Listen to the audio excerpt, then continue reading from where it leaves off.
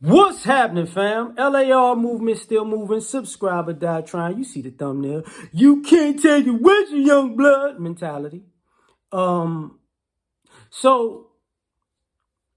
I put up a post about how one of the guys from Shark Tank decided to take 20% of his portfolio and put it in cryptocurrency.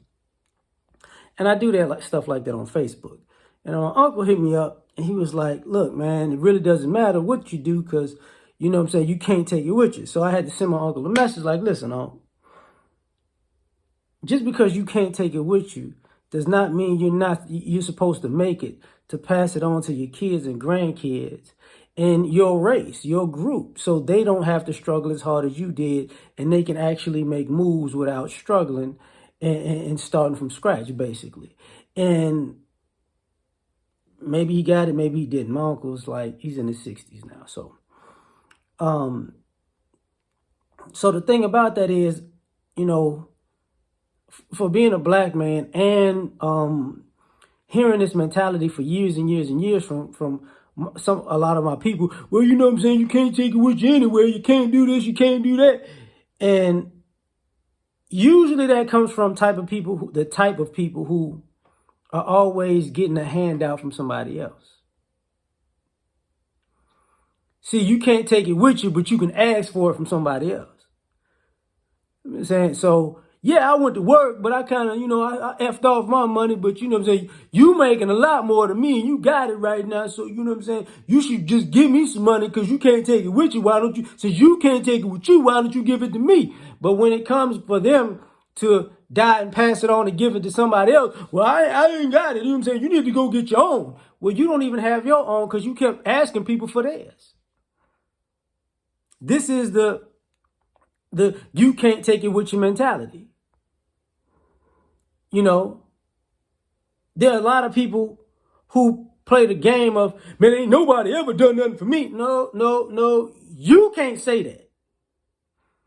Because the vast majority of your life, everybody was doing things for you. You just never did stuff for anybody else. There are a lot of people who depend on other people to do for them what they weren't doing for themselves. And then they're going to tell the generation under them, well, nobody ever gave me nothing or did nothing for me. But they're not telling you, hey, could you, you know what I'm saying? I'm kind of going through a rough time. This is like your 317th rough time this year. What are you doing? Could you make a child support payment for me? If I make one more child support payment, they going to take my DNA because I got to be that kid daddy. So we play this game of, you're not going to take it with you, so that means I can blow it all.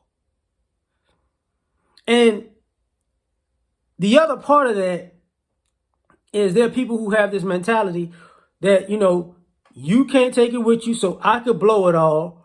But they get to a point where they can't take care of themselves. And now the older generation really took care of them because they were screw-ups. And now they want their children and grandchildren to take care of them because they screwed up their children's and grandchildren's inheritance. So now you want to get it both ways. And guess what the excuse will be? Well, you can't take it with you. I had a good life. I did everything I wanted to do with my life. I got to go here and go there and party here, and I was free to do whatever I felt like. I had a great time.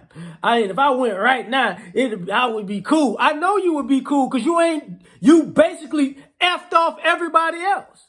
So you could be cool and have a great time. You weren't responsible with the money that was bestowed upon you, the opportunities that were given to you. You effed them all up.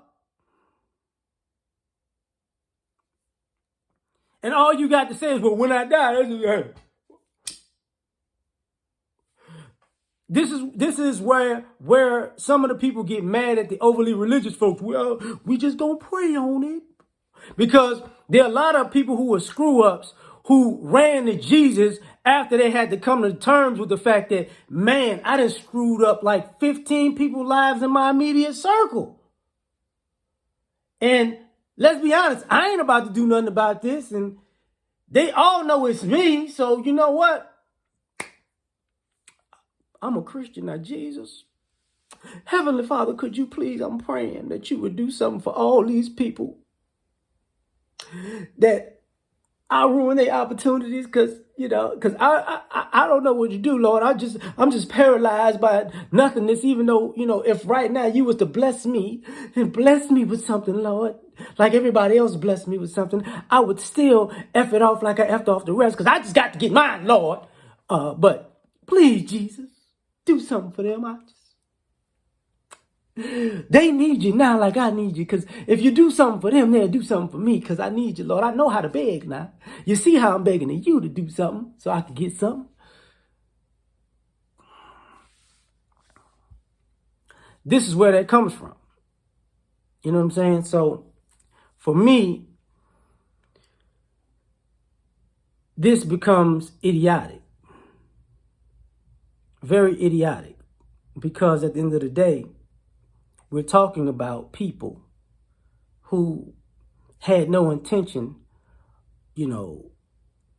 of making a sacrifice that was bigger than themselves. They had every intention for you to make a sacrifice for them, and you make a sacrifice for yourself, and you make a sacrifice for the people coming after you, knowing that they have ruined their part of the bargain.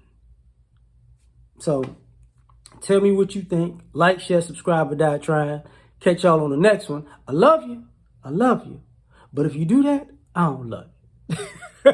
Peace. I just like saying that now.